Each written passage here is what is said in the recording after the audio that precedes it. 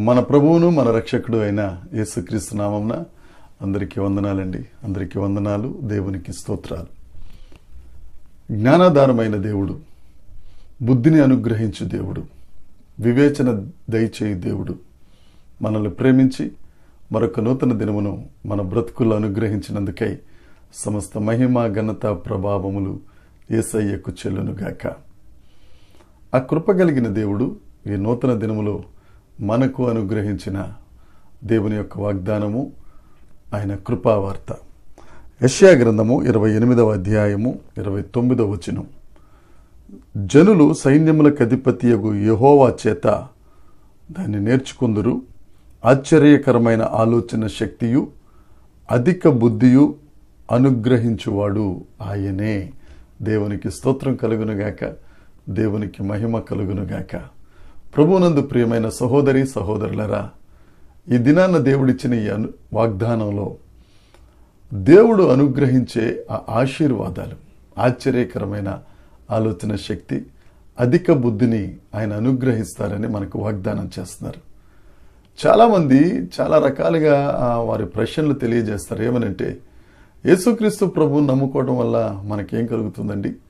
యేసుక్రీస్తు ప్రభు దగ్గర ఆయన మీద ఆధారపడి మన భక్తి జీవితాన్ని కొనసాగించినట్లయితే మనకేం కలుగుతుంది? మనకే ఆశీర్వాదం వస్తుంది? మనం ఏం సంపాదించుకోగలమంటే, నా ప్రియ సహోదరి సహోదరుడా, దేవుడు నీతో సూటిగా మాట్లాడుతున్నారు. ఆశ్చర్యకరమైన ఆలోచన శక్తి, అధిక బుద్ధి అనుగ్రహించువాడు ఆయనే. చాలామంది బుద్ధి లేక రకరకాల నష్టాలను కొని తెచ్చుకుంటున్నారు. వారి దగ్గర కావాల్సినంత అర్ధబలం ఉండొచ్చు, కావాల్సినంత అంగబలం ఉండొచ్చు, కావలసినంత ఆరోగ్య బలం ఉండొచ్చు, కానీ బుద్ధి లేకపోతే సర్వనాశనాన్ని కొని తెచ్చుకుంటాం.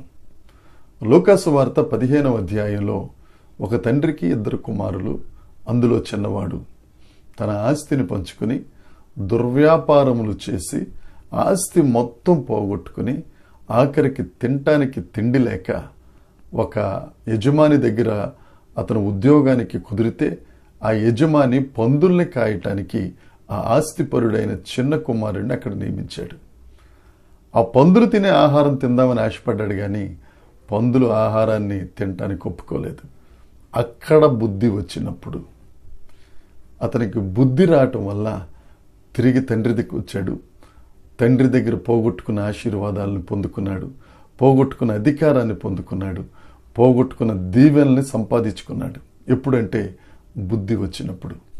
నా ప్రియ సహోదరి సహోదరుడా, నీకు బుద్ధినిచ్చే యేసుక్రీస్తు ప్రభు దగ్గరికి నువ్వు వస్తే ఆశీర్వాదాలు నీ వెంటే ఉంటాయి, దీవెనలు నీ వెంటే ఉంటాయి, అనేకులకు ఆశీర్వాదకరంగా ఉంటావు. అంతేకాదు, ఆశ్చర్యకరమైన ఆలోచన శక్తిని దేవుడు అనుగ్రహిస్తానని వాగ్దానం చెప్తున్నాడు.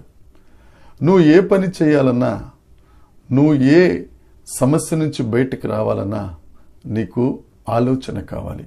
కీర్తనల గ్రంథము 32వ కీర్తన 8వ వచనంలో మాట, నీకు ఉపదేశము చేసేదను, నీవు నడువవలసిన మార్గమును నీకు బోధించేదను, నీ మీద దృష్టి ఉంచి నీకు ఆలోచన చెప్పిదను. మనం మీద దృష్టి ఉంచి మనం నడవవలసిన మార్గాన్ని నడిపిస్తూ మనకు ఉపదేశము చేసి ఆలోచన చెప్పే దేవుడు యేసుక్రీస్తు ప్రభు ఒక్కరే. ఆ యేసయ్య దగ్గరికి వస్తే నువ్వు ఏ ప్రశ్నకి ఏ సమాధానం చెప్పాలి, ఏ సమస్య నుండి ఏ విధంగా బయటికి రావాలి అనే ఆలోచన దేవుడు నీకు అనుగ్రహిస్తాడు.